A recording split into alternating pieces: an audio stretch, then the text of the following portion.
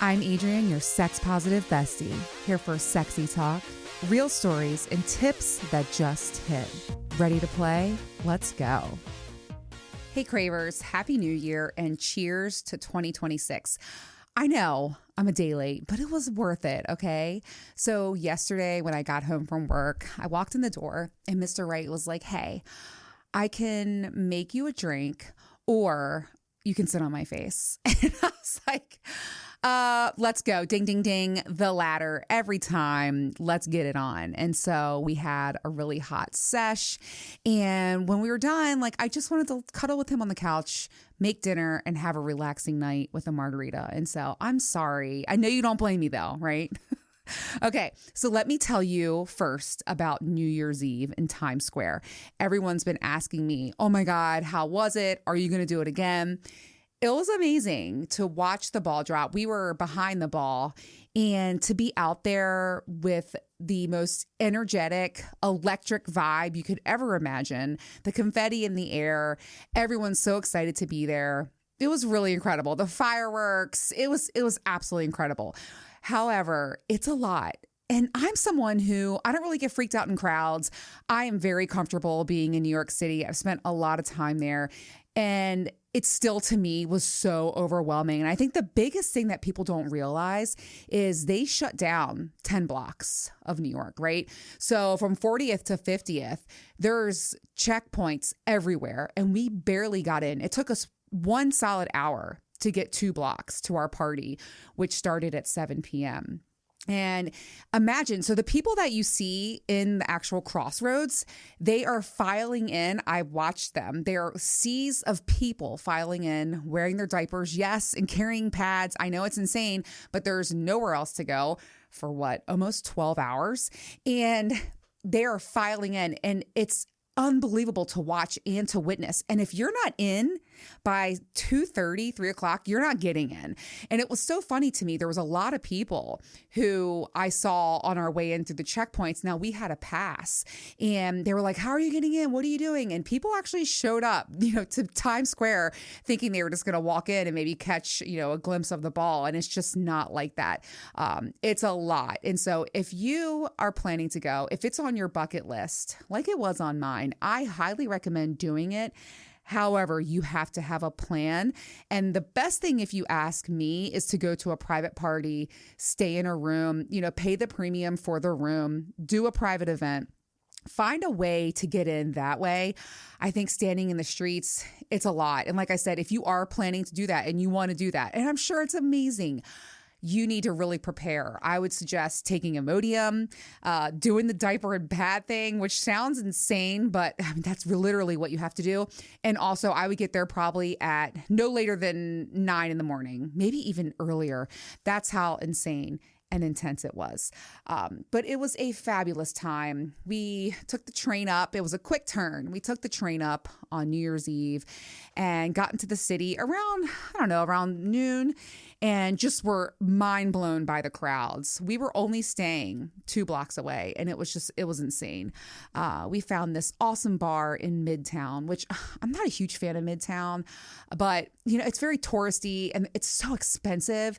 And, you can get an expensive steak or overpay for, a drink. And, but we did find this awesome dive with a great bartender. It was just a really, really good day. And of course, we went back to the room and had a fabulous quickie. I mean, it was amazing. And I wore my gold dress. If you weren't following over on Instagram at Midlife Craving, you're missing out. I felt amazing. And it was really fun just to go all out, to put on my, 2026 earrings and a ridiculous dress, things that I don't really get that dressed up usually. And it was a lot of fun. So yeah, it was just a good time. Speaking of getting it in with Mr. Right, we've been, like I said on the last episode, just scheduling sex has been really good for us. And I want to say, even, the other day I said, hey, I can't wait to see you tomorrow when you get home, or I'm really in the mood to suck your dick this afternoon. Whatever it is, it's planning, prepping, and it's foreplay. It is very sexy, and it's a way to consistently get it in. It makes both of us very happy. And so we're going to keep that going. We were actually exploring the other day with toys, which was very fun. So he was going down on me and using a vibrator at the same time. I love Surreal from tracysdog.com, the bullet vibrator. And what I love most about her is she's so quiet, yet very powerful. So you can go to the website, tracysdog.com, and look up Surreal, and she's $16 right now. Okay, like go get her. And you can use the code Cravers20 to get 20% off your entire order. And she's over on tracysdog.com. And we had a really good time using her the other night. Highly recommend. Another question I've been getting a lot is, Adrienne, what's going on with you and the lifestyle? I was having a talk with a friend the other day, and I was telling her, gosh, the lifestyle was such a big part of my life for so many years. And Mr. Right and I, we love it. It's a bonus in our relationship, but with everything that's gone on the last year and with schedules and timing, and it's just been really hard to, lack of a better words, pun intended, fit it in. And it's funny because we miss our friends, we miss seeing everybody, but it's just kind of not a priority right now. And so we have not been involved with much lifestyle stuff. We both really want to make an effort this spring to get to a meet and greet, to connect with our friends again and have some fun time for sure. But right now it just hasn't really, there hasn't been time for it. And that sucks. But at the end of the day, a lot of stuff takes precedence, right? I'm a single mom. Mr. Wright has a busy job. I have a busy job. Friends, family, working out, quality time together. Before you know it, like that's it, right? There's only so many hours in a week. And so, yeah, we're so open to it and we love the lifestyle, especially our lifestyle crew, but there just has not been time. So we'll see what the spring has to bring for us. Okay, so today I want to talk about something. I want to talk about finding love in midlife. I started this podcast 5 years ago based upon the different relationship statuses that me and my friends were in, right? I was breaking up with Prince Charming and having an affair with Mr. July. My life was literally spiraling. My other friend was in a sexless marriage. My other friend just got divorced and was back in the dating game. And nobody talks about this. Also, I really feel like finding love in your 20s is significantly different than finding love in your 40s and 50s, 60s, and on. It's a totally different game, and we're going to talk about that. But for those of you that are struggling, and if you've listened to the show over the past 5 years, I have totally openly shared my struggles with, saying that I was a tin man and I felt like I didn't have a heart, to struggling. Like, I want him to come knock on the door. Like, where is he? I don't want to put effort on dating apps. I don't want to go out and try to meet a guy in the grocery store or hang out at Lowe's. I just was like, where is he? And the truth of the matter is, and I feel like it's this for a lot of my friends who are currently single or going through or dating or going through a divorce, whatever. It wasn't my time. And it's funny, as an outsider looking in, I can easily see that for people that are out there in the world dating in the dented can aisle, it's just not their time either. But it's hard when you're in that position, right? So what I want to talk about today is what I kind of learned over the last 4 years of being single, and then finally meeting Mr. Right and having the timing and the stars align. I really found out that it all has to do with you. It has nothing to do with the person that you're trying to find. And it took me a while to figure that out. What do I mean by that? So having full accountability with yourself, really truly knowing who you are, being brutally honest with yourself, right? Some of the questions that I want to ask if you're out there looking for love is your heart really open to attracting love? I can tell you this right now, back when I was saying, oh my God, I want to find him. I want to meet my person. Like, where is he? I wasn't open. My heart wasn't even ready to attract real love. And so really think about that. Like, are you open? Are you ready to receive the love that you want and deserve? I think another big thing that comes with this is, have you healed, right? If you continue to carry that luggage and baggage along the journey with you, you're going to pack it into the next place that you arrive. And that's not good. I had a lot of broken trust in the past. I had a lot of disappointment. a lot of lies, a lot of bullshit, right? And I was angry. I think you can hear in some of the episodes. I mean, I was kind of like a man eater for a little while. One of my friends was like, "You're so icy. You're like the ice queen." But I was guarded with my heart and was super scared of getting hurt again. And so naturally, I wasn't healed. I hadn't done the work and hadn't found the love for myself that I needed in order to give it to someone else. This all sounds so simple when I'm saying it, but it's super complex and difficult when you're the one that's trying to do the healing. And unfortunately, I think the biggest annoyance to somebody like me who does not do well with being patient, it takes time, right? Like these things take time. And I'll tell you this, what you don't want to do is make the mistake of jumping right into something else and not letting go of that baggage. You're going to find yourself in the same shit again. And that's kind of what I did. I had no business seriously dating in 2017. I should have taken a lot of time off. But I wanted to feel safe. I wanted to feel wanted. I wanted to feel loved. But reality was I didn't really love myself. And therefore, how could I realistically expect someone else to love me? It wasn't possible. And I wasn't able to give the love, right? So really think about it. Have you healed? Have you cut all ties with your past? So many people try to stick their toe into the next pond, and it's like you're still all the way immersed in the life that you used to have, right? Like I remember Prince Charming still was on my easy pass. He still had shit in my basement. Like clean up your side of the street to make sure that you have healed, that you are ready, okay? And then you are truly open. Another question that I love to ask and talk about, and this is something where I really had to take a good look in the mirror when I was finally deciding to start looking for love, was, are you happy with yourself? Was I happy with myself?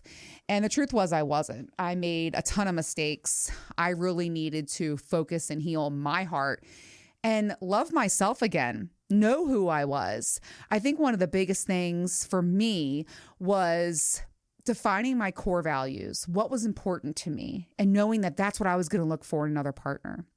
Also, letting go of the past, truly letting go, right? That means being vulnerable. That means being subjected to maybe getting my heart broken again. It's very scary, but when you're healed and you're ready to move on, you're going to be able to let those walls down. Another thing was practicing self-care with myself, right? Like give the attention that you gave to everyone else in your life, finally to yourself. That's a big thing I changed. Before I met Mr. Right, I knew who I was. I was living I still am living a very authentic life. And further, just focusing on myself, taking care of me, knowing who I was, and loving myself. And I think the biggest takeaway from that is to remember, if you love yourself, it doesn't matter what goes on around you. It's okay if somebody hurts you again. You know why? Because you love yourself. You're putting yourself first, and you will always be okay. And that love for yourself ensures it. Again, I know this sounds like cliche, easy for you to say, and maybe like, oh, this is just dumb, but really think about it. Do you know who you are? Are you living your life authentically? And do you love yourself? Like, have you mastered alone time? Have you challenged yourself? Have you tried new things? Reached a goal that you've set? These are all very important things to loving yourself first. And I feel like that is huge. If you were looking for love in midlife, after life has beat you up, right? Like, have you healed? Are you ready to evolve and find your next chapter? Really think about that. It has to do with building your confidence and self-esteem. I feel like confidence is the sexiest thing a person can have and what a partner will recognize most with you. One of the things that Mr. Right said to me when we first started talking and dating is he was like, I love how confident you are. Like, you know who you are. You're so sure in yourself. And it attracted him to me, right? I focused on my passions and I expressed my truth, especially through this show, right? With being so authentic. And that energy attracts the same kind of energy, because that's what you would want in another partner, right? Someone who's insecure, someone that needs constant reassurance. And I'll talk to you about the anxious attachment style again. I was very anxiously attached in the past. And that's something I changed as I healed, as I was like, I'm done being anxious about things. If it's meant for me, it will be. If it's not, then it won't. And that's okay. I'm always going to be okay. people will say to me, Adrian, when you found your happily ever after with Mr. Right, you're so happy, you're Mr. Right. And, yeah, I mean, it's amazing and it's wonderful. And I love him. I want to spend the rest of my life with him. But could it fall apart? Yeah. Right? Like there's times, do we argue? Absolutely. We've had many discussions and talks. Oh my God, I can't, what just popped in my head is like kind of like our first fight that we had recently. That we had a house fire on Christmas Day. I don't even know how. I'm sitting here like, oh my God, New Year's Eve was so much fun. But we had a fucking fire on Christmas Day. All right, I'll tell you about that. And then I'll come back to all this relationship shit. Okay, so Christmas Day, Christmas was hard for me, okay? Christmas Eve, we went to Mr. Wright's family, and it was wonderful, okay? His family is fucking amazing. I am so lucky to be a part of their family. They have welcomed me with open arms. I love everyone. He has an incredible family, like a very functional, positive, and look, everybody has their shit, but like there's a lot of love and I feel that love and I feel so lucky to have that. And Christmas Eve was awesome, but it was the first year in 44 that I didn't have my dad. I've been with my dad every year on Christmas Eve. It was our thing. Christmas Eve was always our thing. And so the void was very clear. And as much as I loved being with his family, and it was amazing and so much fun, the way they open presents, they're like screaming, yay, and boo. Like it was so much fun. But I felt it was hard. And it was also very glaring to me about how, their family unit is still intact. They still have like, I don't know, it was tough. I've had a lot of loss in my life, so I'm going to give myself some grace when I have those feelings. But anyways, it was amazing. So we came home on Christmas Day and I decided to host dinner for my mom, my brother, my nephews, and everything was great. Mr. Wright made an amazing prime rib. Dinner was awesome. And then Mr. Wright was like, hey, let's do some fireworks. So fireworks is his thing. I love fireworks. Well, I did. I've always loved fireworks. And so he let off, I'm not kidding you, like 9 minutes worth of fireworks. It was incredible. My neighbors were coming out. Everybody was loving it. Good times. But unbeknownst to me, I didn't know Mr. Wright put the boxes of fireworks next to the garage.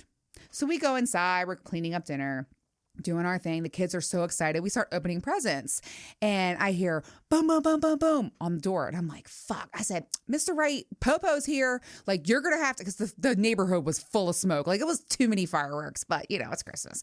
And I was like, you need to go get the door because I know it's the cops, like for sure. Like, that's your problem, not mine. And I slowly like looked out of the corner of the window and I noticed flames shooting up over the porch. And I mean, it was like, fight or flight time. Swing the door open. My neighbor had come home, smelled smoke, and he was like, literally banged on the door. I have the video from my doorbell, banged on the door, ran over, grabbed this ball of flame, which was the old boxes of fireworks, dragged it. And by the way, it's next to my new car, dragged it down to the street. I'm panicking. I open the garage. I'm dumping water bottles. I mean, there was a case of water. I was opening water bottles, dumping water bottles. That's how stupid, like in fight or flight. And the worst part is like, okay, if you've never gone through something like this, like these traumatic events, which I seem to attract them a lot in my life, there was a fire extinguisher right next to the whole ordeal. And I didn't even see it. Like, what an idiot. I ran downstairs to the basement, flew into the ceiling like Superwoman, turned the water on because the water's off because it's winter, freaked the fuck out, got everything done. I mean, it was this absolute chaos, pandemonium. I just can't even. And then so we came in, finally got the fire out. It was just insane. And then me and him had this major conversation. You know what? I think I might have talked about this before. Whatever. I'll talk about it again. And, we're like arguing and it's like that stuff happens, right? Like, so as much as I want to say like life is rainbows and butterflies, it never is. That's so unreasonable. But what I will say is that, at the end of the day, no matter what happens in our relationship, to me, it's all about not what happens to you, but how we resolve things, how we move forward together as a couple. And I also know that at the end of the day, I love myself so much. I would be okay, right? Like, I think a friend said to me, she was like, what happens if he dumps you? And I'm like, well, his loss, right? Because I've built the confidence. I have so much self-esteem. I'll be okay. And I want you to be there too. Like, if you don't feel that way, if you're terrified of being alone, if you just want somebody, like you'd rather Like, I hate when someone is like, I'd rather be with someone and alone than like, I would rather personally be alone than lonely in a relationship. So just want to put that out there. Went way off track. I had no intentions of talking about that, but here we are. Okay. So once again, let's focus on yourself, love yourself, learn from the past, let go of it, and you will be ready for love. It's all about you. And then everything else will fall into place. Okay. So stay true to you, uphold your high standards and firm boundaries because you're worth it. Right. Another thing too, that I see a lot of people making the mistake of when they're dating again in midlife is they do a bad job of vetting. And then if they do a bad job at vetting, they stick around a really long time to find out, wow, this person is not for me. So I want to talk to you about a 3-month dating rule, right? And I kind of followed this when I was single. I had some harsh timelines and harsh boundaries, but guess what? Is it harsh when I'm talking about my heart and my life? I don't think so. And you shouldn't either. So I just want to say, you shouldn't need 3 months to know if someone isn't for you, but you do need a strategy to find the good ones. And I feel like you can really sift through a lot in those first 90 days. So first 30 days, you talk about things like your must-haves. You have deal breakers, right? Like someone who's a smoker, that's a deal breaker for me. And then you could tell pretty quickly, is this person emotionally available for me, right? And then little things like, do they still live in their mom's basement? I had a guy who was like, yeah, I'm living on a boat. I'm like, okay. And not like a nice boat or a yacht. It was like a friend's boat and he was just crashing there. I was like, okay, I'm not going to sleep in. Okay, whatever. But okay, another thing that's really important in these first 30 days, and I think where it's the glaring red flags, like these men and women are giving you bouquets of red flags and you're not listening to them. Pay attention to consistency, especially in the beginning, right? Like the first 90 days, consistency should not be a question. They should be so excited about you. And anyone who says, I'm busy or sorry, didn't have, it's bullshit. Busy equals they're playing you. And I hate to be harsh, but if you're in a situationship early on in the relationship, or even let's say months into something and your partner's not consistent with you, or they say they're busy, or they leave you on red for a while, break up with them. Why are you wasting your time? You are literally missing out on amazing opportunities in your future because you're dicking around with this person. I actually feel a little passionate about this because they're getting away with it. Don't hate the player. Hate the game and hate the people that are just pawns playing it. If they're inconsistent, cut them off. Talk to them right away. I mean, you've heard the story about me and Mr. Right. I felt like he wasn't emotionally available for me after 30 days of dating. He didn't know what to say. And I said, look, you go do your thing. I'm going to go do mine. And then after 3 days of that talking, he was like, I'm going to meet you wherever you need me to be. And happily ever after, right? Cool. But it was hard. And I knew I wanted somebody who was ready, willing, able to give me everything that I needed and deserved. And I was going to give that in return. And for them to be worthy of that, I need them to be worthy for me. And so just please, please, please. And then again, if they're not consistent, guys, and they're busy, and if there's any gray areas and you're questioning or you're overanalyzing with your friends, it's a no. Cut it off. Okay, I can't stress that enough because these motherfuckers out here get away with this, men and women, and it drives me insane. And I see my friends dealing with it, and I'm like, oh my God, you're so dumb. And I actually say to my friends, I'm like, do you want me to tell you the truth or you want me to make you feel better? What do you want from me? And I swear some people just really just want to talk because they want attention to things. They don't want to fix things, and that drives me crazy too. All right, moving on. Let's talk about past 30 days. These are things where you should really start building up into that exclusive talk, and start talking more and having in-depth conversations, right? Having intellectual conversation. If your conversation is just WID or you up or HRU, by the way, anyone who does that short text shit, goodbye. But if you're not getting beyond surface level conversation, red flag. If you don't have a spiritual connection, right? You don't have to agree on everything. Your beliefs do not have to align totally, but they should in general. And you guys should find common ground there. Emotional connection, right? They need to be emotionally available. They need to be able to be vulnerable with you, share openly so that you can start to build trust with one another. Like that really does build the foundation of your relationship. I remember in the very beginning of Mr. Right and I's relationship, which by the way, this has been my first healthy relationship in life, right? At 42, I was 42 when we met. Yeah.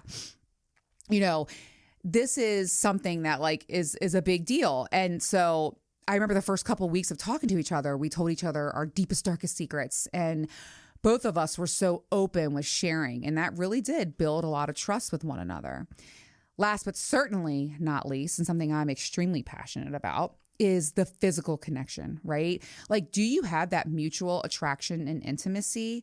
Are your sex drive levels equal? Now look, in our midlife, we know we're allowed to see it, right? Like you might, when you're younger and you find your person, it might be your high school sweetheart, whatever, and you go through life and then you realize, oh shit, we're pretty different, especially sexually. That's tough, right? Because you don't really know and you don't really evolve sexually in your 20s. I don't care what anybody, or even early 30s, like it's difficult, right? And so, you know, if you have mismatched sex drives, I had that with Prince Charming and it was incredibly difficult. And so at this phase in our life, we can pick and choose that, right? Like, hey, you know, if someone's not reaching your level when it comes to sex or the quantity or quality of sex that you want or desire, you can cut that off, right? Because like, you have to have those expectations straight. I mean, I kept it very real. I think I'm also a very open and out there sexually person. And I was like, hey, this is what I like. This is what I need. And we've evolved, of course. You know, at first we're fucking all the time, 24/7, like can't keep our hands off each other. And of course that plateaus a little bit, but still it remains paramount in our relationship. I've talked about it before. And then learn like your love languages and like how you're affectionate with one another and make sure that stuff matches up, right? If it doesn't, you guys, we have to move on. Like, there's so many people in this world, and I know it's scary and it sucks to keep dating and breaking up and making up or whatever. But if you're really doing yourself a disservice and you're wasting even more time if you're not stopping what's not working and finding what is. And I know it can be scary, the unknown, and you don't want to be alone. And I really, crave somebody's attention. I get that. But when you're getting it from the wrong place, like you're just wasting time. And this is our only life, guys. Like we should know this by now in our 40s and 50s, especially. Like I said, like moving forward, if something feels off, if they're avoiding deep conversation, inconsistent, emotionally unavailable, or worse, you're the one making all the effort, right? Do not stay another 3 months hoping that they will change, okay? Like, don't be afraid to be alone. Don't lower your standards. You're just going to be so disappointed in the end. And so, okay. 3-month rule. Are you hanging on in a relationship? Like, let that shit go. Reach out to me on Instagram if you want to talk to me about it, at Midlife Craving. Send me an email, midlifecraving@gmail.com. I will respond to you. Let's talk it out. I'll boost your confidence. Literally. I try to respond to every single person because that's how passionate. I want you to find your Mrs. Right. I want you to find your Mr. Right. I really, really genuinely do. Okay. So like we were talking about, it's about you and not the other person. You need to focus on yourself to attract the right partner. Something else I wanted to talk about was limited and limiting beliefs. This is something I was the queen of, right? Like dating in the dented can aisle. It's a waste of my time. It's never going to happen. I have to wait for somebody to die so that I can marry their husband. I mean, this is insane thinking, but that's kind of how I thought. And what I didn't realize was I was limiting myself by believing in this shit. So we're going to talk about limiting beliefs that you may believe, and then how you can get into an abundance mindset. Okay, so this is the first one, and I said this a lot. You can hear me over the show. A limited belief is dating is so hard at this age. And instead, I want you to think every stage of life offers unique opportunities, right? Don't limit yourself, like just because we're older. Oh my gosh, it's going to be so hard to find now. All right. Another one, and I kind of said this too, was I'm too set in my ways. And I want you to rethink and say to yourself, I have the wisdom to know what I want and the flexibility to grow.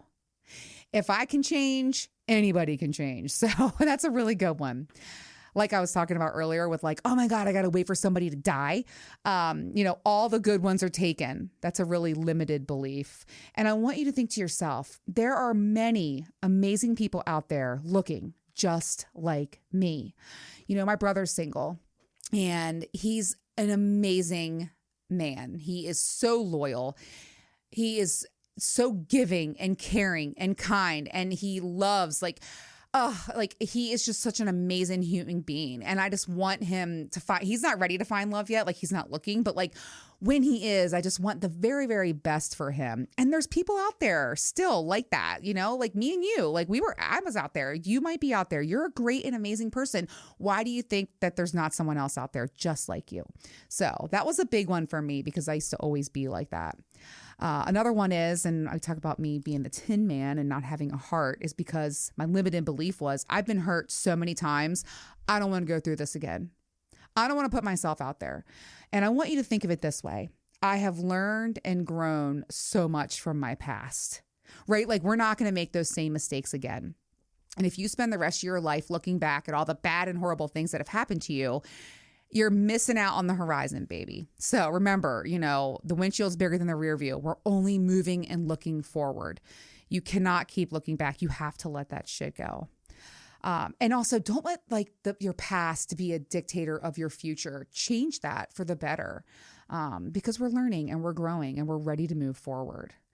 Another one is I don't want to go through the hassle of dating. That's such a limited belief, but I so get it. I want you to think to yourself, dating can be an exciting adventure to explore new things. For instance, I remember there was this viral TikTok and it was like, what's your name? What's your favorite color? Do you have a job? Do you like it? This girl's so annoyed because it's this job interview for the first date. And she was just like, oh my God, not this again. I don't want to go through this again. But really, you can meet amazing people. You might go on a date and end up being great friends with them. You might go on a date and try putt-putt and realize that you want to become a golfer. Just think of it as a way to explore and experience new things in life. And don't be afraid to do something different for a first date, right? There's a lot of fun things you can do out there besides go get dinner or drinks or coffee. So open up and broaden your horizons there as well. Another thing is, and this is funny to me because I still cannot believe I met Mr. Right on Hinge, but something funny is last night he was like, I read something online and I was like, well, it says it online. He was like, yeah, online, like dumb shit you find online. And I said, I found you online. And we both just started busting out laughing. Anyways, another limited mindset is online dating is so overwhelming and bullshit. I agree that it kind of is. But what we're going to do is we're going to say to ourselves, it's a tool that expands my reach for a great match. And look what happened to me, right? I have been on and off the apps. I did meet awesome people like Hot Dog that you guys met on the show.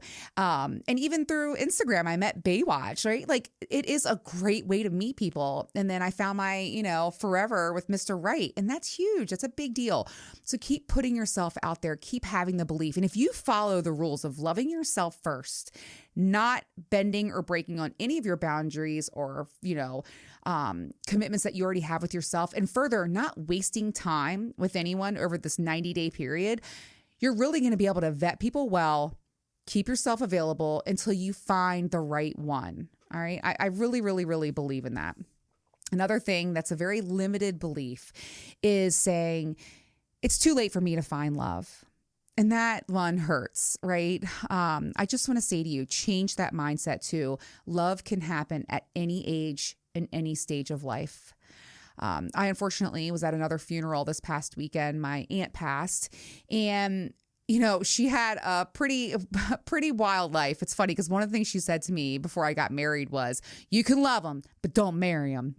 I loved her so much. She was so witty and spunky and just a wild gal. But I think she got married 3 times.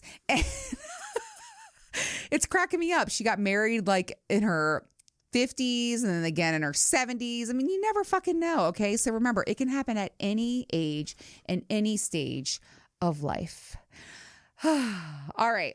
I've got some Craver homework for you. Are you ready for it? Okay. I want you to really get into this abundance mindset. And here's something really quick that you can do.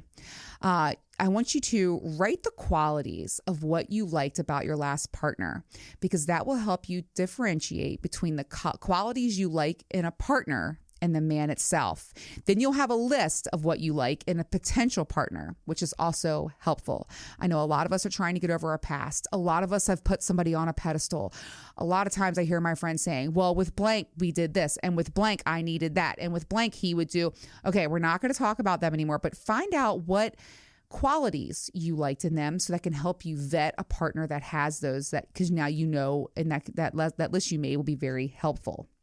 Another thing is to write out the qualities of how relationships in the past with people made you feel, right? Like if the person was non-judgmental and it made you feel like you can really be yourself, this will help you identify what it feels like to be in a good relationship, and you can work on, and also like you can think to yourself, how can I be non-judgmental for myself, right? Like, so writing out these qualities, like I want someone who makes me, feel like I can do anything. Well, have that belief for yourself that you can do anything and move forward.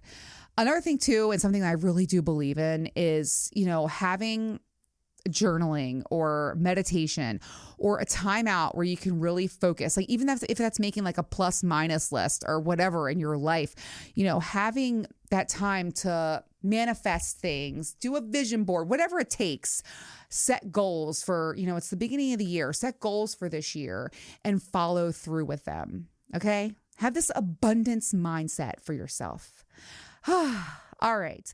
I'm going to be back next week with my favorite game in the world, Just the Tip. I'm going to have lots of new hot tips, including hot towel service, which I actually already did this afternoon. So, I was going to lick my lips when I say that. All right. I will see you guys next week.